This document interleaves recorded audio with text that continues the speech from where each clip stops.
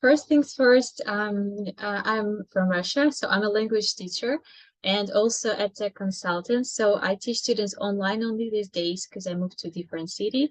And we started to be online only 2 years ago when the COVID situation happened. So before that, I was online slash offline teacher. So I had classes in my study room, and also plus some students, they were online because it's really not easy to say goodbye. Sometimes they move to different cities, to university. So they sparked me to be an online teacher around 9 years from now ago. So, and these days I'm online only. Also, I'm YouTuber, so I've got my YouTube channel and lots of socials.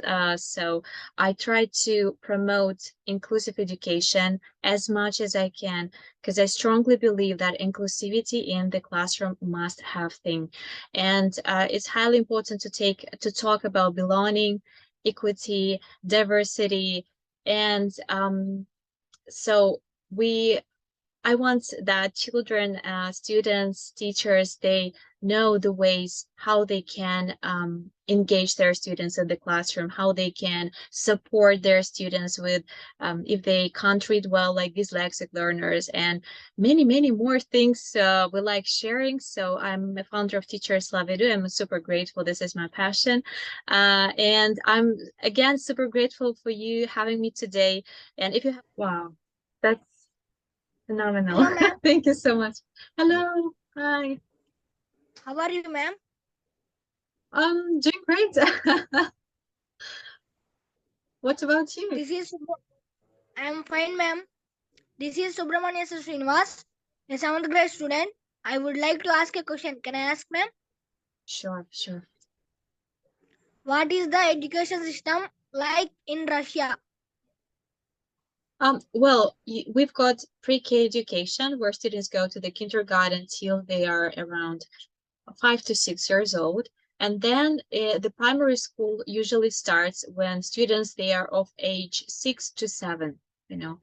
So I went to school when I was 6 years old, but these days it's so popular to go a little bit later, like 7 years old. It's a perfect age to go to school. Then they've got like 4 years, 4 grades of primary school, and when they are and then they're like from 5 to 11, so they're 5 years more, 5 6 years more. It's high school. Like there's middle school, but we don't have this like certain word at all. So there's high school or middle school for everything, from the 5th grade to the 11th. It's called here like middle school, but we sometimes call it high school, so it's not so strict. There are not so many categories as abroad, like primary school, middle school, or slash high school. So that's, and then you can go to university, or you can leave school at 9th grade and you can go to college. Some students, they do that, but most parents, they prefer that their students finish their school till when they are at the 11th grade. Thank you. Good question. Hello. Hi. How are you, ma'am? I'm doing great. Thanks. So sweet. I am glad to interact with you. Can I ask a question, ma'am? Sure, sure, sure. My question is, what do students learn at Russian schools? They are pretty much similar, but they can't choose subjects, throughout all of this period from the 1st grade to 11th grade. On one thing they can choose when they finish their primary school and go to middle school, they can choose the direction. So if you want to be in medicine, if you want to be like in pedagogy or something, or physics class, they can choose the directions this way, but they can't choose the subjects, like abroad students, they've got this option. So we don't have it, and we have Russian language or different languages, but most popular, of course, Russian must have. Then English, German, French, really seldom Spanish. But Spanish, this is my third language, so I'm a bit upset that Spanish isn't that popular at schools. I think this is an amazing language, like one of my favorites. And also, of course, mathematics, geometry, algebra. It's when you go to closer to the high school. Then PE, physical education, must have thing as well. Literature, which was my favorite. Music. What else? Art. Physics, chemistry, biology, and I think that's it. Yeah. Okay, thank you. Z.P.H.S, over to you. Z.P.H.S, over to you. Yes, sir. Hello, ma'am. This is Hi. Z.P.H.S. Can I ask, ma'am? Yeah, sure. I like your hairstyle. How long is education in Russia? Since most students they go to school, primary school, or you mean from kindergarten? So they go, you from kindergarten they can go to, so parents can leave them in the kindergartens when children are of age like 1 year and a half. You know, it's very early, but it's like half-time thing, half part of the day. And then throughout all of this period till they are 18/17, sometimes they finish their school when they are at the 11th grade. But if they go to university, so I finished university at the age of 21, but I went to school at 6 and I skipped one class. So plus 2 more years I saved for myself. So at around maybe 22, 23, they finish university, like and then they can take their second degree if they have got this option. So I have taken 2 more after the first one. I don't know why I did that. Thank you so much for your question. My name is Sindhu. I am in 6th grader. I would like to ask a question, ma'am. Sure, sure. What is the role of English language of Russia? It's going to be cruel towards my people, but you know, English. Yeah, I know that in India, English is the second language, right? Is it official, like Third language, but it's the official third? language. Third language. But it's official. You see, it's official. It's Yes, okay. official. But it's so cool. You're a multi-language country. It's amazing. That's why I love India so much. You can understand so many languages in a very good, fluent way. Very good. But here it's a bit different. So fluency is not the best here, I think, because English isn't even the second language here. I'm not sure about the third, probably the third, but it's not official at all. So I teach students here, and I should say that it's much easier so if we compare students from India and Russia, so your students, they can understand English at this very age very fluently. They understand, probably they make mistakes in grammar, whatever. So we all do them. We make them sometimes, but they can understand well and they can express themselves. But here it's a bit different situation. So I teach my students fluency so they can feel, understand throughout social emotional learning. Yeah, so that's why I don't work at school, at local school. So I teach on my own. I've got my projects so I can you know, language teacher, you need to understand language better. And that's how my students, they even take part in live webinars. They took a part, and I'm so proud of this. They presented Bansi in English for teachers. For me, being an educator is like, and because they're from Russia, they weren't familiar with fluency at all. You know, they're struggling with it. So thank you for a good question. I love it. Anna, I have a question for you. Recently, I have been to USA as a part of Fulbright exchange program in 2022, where I met a Russian English teacher. She spoke, I think, faster than I expected, even better than all the participants. I don't know this. He is the only the teacher in the entire group of English teachers. Her fluency level is I think amazing. So how could a Russian English teacher speak better than American native speaker? It was quite a puzzle for me. Could you please explain why the Russian speakers they speak faster than the native English speakers? It's quite a mystery for me. You also speak Oh, faster than the native English speakers. thank you so much. I'm super honored to hear that. But my students, they sometimes laugh because when we had these collaborations, they know, oh my gosh, this teacher is from Russia because they have good accents. Like really, but they not used to hear this accent from me, so they sometimes, hey, yeah, we know that they're from Russia. But I think that here the stress is made more on grammar, on this, but it's not so fluently for me. It's not native language, so you can be super duper in understanding grammar structures, vocabulary, but speak like and understand the language itself, like being native speaker, it's something different. It's not like a grammar book or textbook. Let's learn this rule. That's how my students are taught at schools. There's a table, grammar table, which I didn't understand when I was at school. I thought I'm the worst at grammar, but I could read well. I wanted to talk. That's what was my like strong point. And the rest of the things I didn't get. This V1 ing. What is the formula? I'm so bad at math. I don't understand that. And it's still here. So please retell this text. Students, they don't understand what the text is all about. Please translate with your pen in your notebook. Why? So these approaches I don't understand, but somehow old school of teachers, even who are a bit older than myself, they I think they are very good at, they know this lots of structures, lots of things, I don't know, grammar, past perfect and passive, and lots of things, but not so native. When you hear them, it's super, super British probably, or with a fake accent, something like this. I like when people know the language, like they can communicate in a very natural way. So natural English is very important to me. Yes, but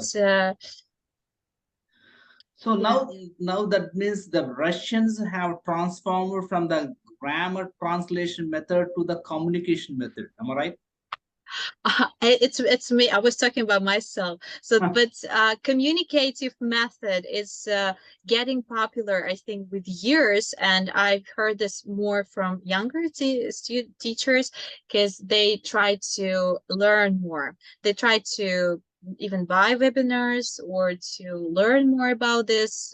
But now it's a little bit restricted with VPN thing. Not everyone have the access, but I think that they still keep on this communicative method. Yeah. Yes. For sure.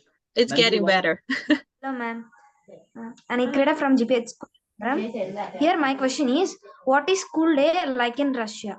Oh, sometimes there are two parts. When some students, they go at the very first part of the day till the midday, and then after midday the second part of students may go till the evening. But this is the worst for students, because even parents, we talk, it's bad. It's by rhythm of our body, they weren't made for this, and they are like super tired in the morning. They don't want to do anything that much about their home tasks because they are okay. This is terrible part of the day, the second one. But yeah, it still exists, and they usually go to school. It starts at 8 a.m. and approximately till 2 p.m. or 12:30 p.m. It depends on the age of the students. So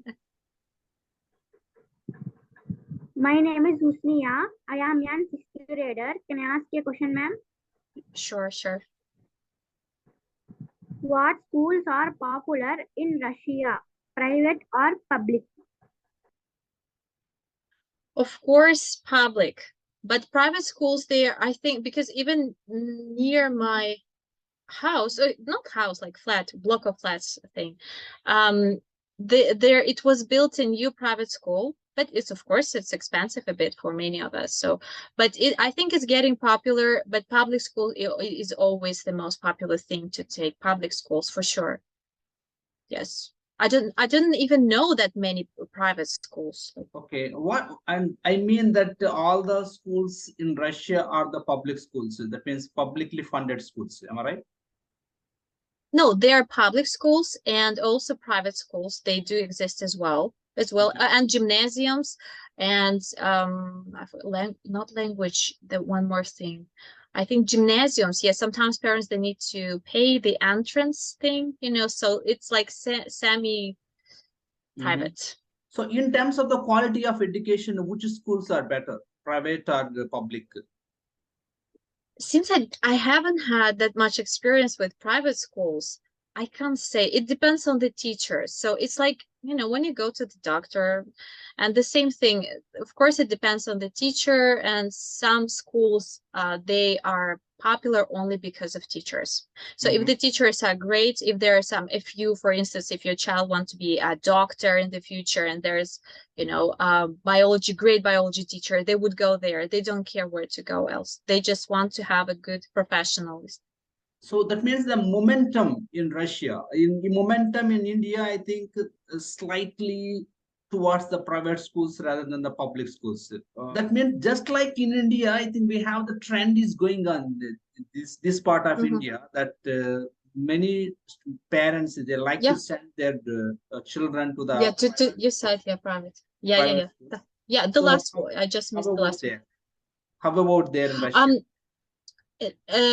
No, I think it's not that much popular. I mean, private, because the little number of private schools, and some parents, they say that at private schools, the how to say that society, I mean, the amount of children of rich parents, and they're so spoiled, there's amount of drugs or something. I heard this from Moscow, yes. So they don't want their children to be, near the spoiled kids who can, do whatever they want to.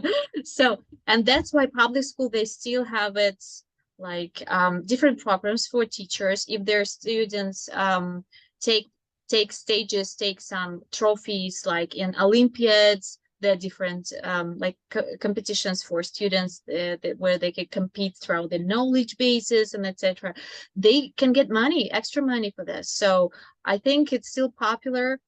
But somehow teachers are tired, especially they got anxiety, I think, throughout these 2 years, and they left school, many of them.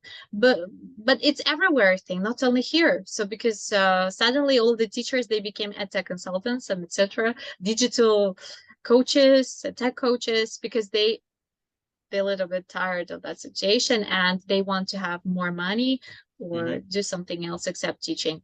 So public schools, the first stage, public schools for sure.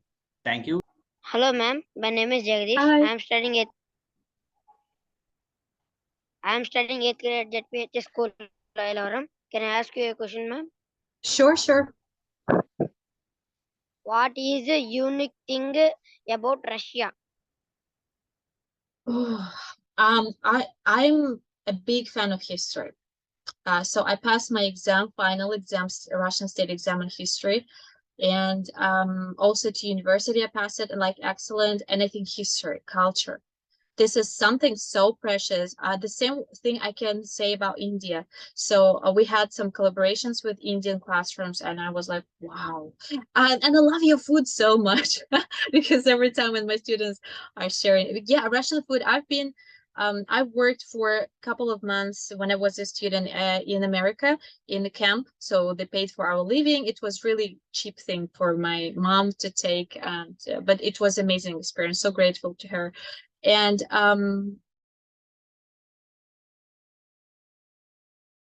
missing Russian food. I was like dying. I was asking, can I please, we are a soup lover nation. So and I was dying because my stomach, it needed to have some soup or anything except this super fat food,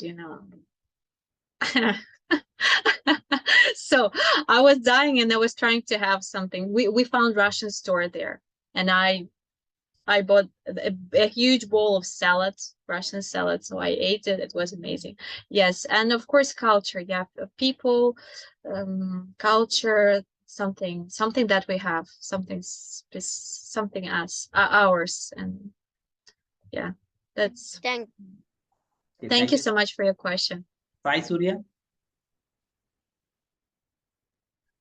Sai Surya. Yes, sir. Yes, please.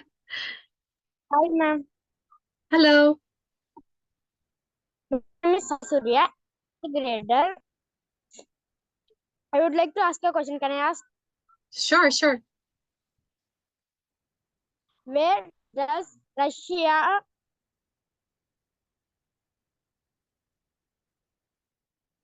So what is the age of retirement for the teachers, especially working in public sector in your country? It's around 45 years old when they get to this age. So they they retire. And my friend, she always makes this joke that, oh my gosh, that's because our work is so stressful, stressful. Yeah, because teachers they retired a little bit earlier than many other professions. So that's true. It's very tiring job and neurotic system and everything, you know. We need to take care of this as much as students these days, because it's not easy to change the ways of learning, like from offline to online and then back and forth. It takes some strength. Yes.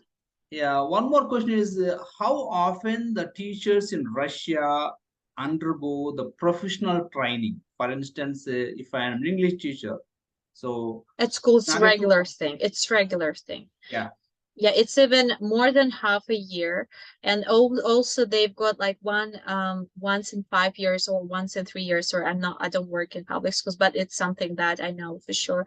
They need to pass the exam. So they always need to improve their to prove their qualification. It's not just improving throughout the years. They've got lots of webinars, lectures, so they just attend them. But also they need to pass exams, like special exams. They can prove that they've got this, they still got it, this qualification.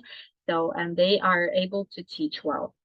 okay. If in case if any teacher fails to prove himself professionally, so what happened to the particular teacher?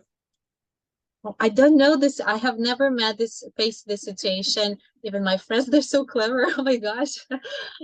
Yes, but I think that they lose their hours of teaching and they need to retake this, because there are some instructions. I think it works like that. So they lose the hours probably of teaching, because there are a certain amount of hours that per week they may take. It depends on your, again, experience, on level of teacher, because teachers, they've got categories throughout the years. Their category becomes higher, like from 1 to 4 and etc. Like I think fourth, this is the highest category in teaching. So and they need to Yes, and the syllabus, when it comes to the syllabus, Russian syllabus, so who designs the Russian syllabus, and does the education board of Russia designs the system or the syllabus every time, or department of education, Ministry of Education, yes, they work on this, and they also integrate new rules, new things in education. Yeah, it's like departments, they are in charge of this, and ministries. Are the teachers in Russia well paid on per the engineers and doctors?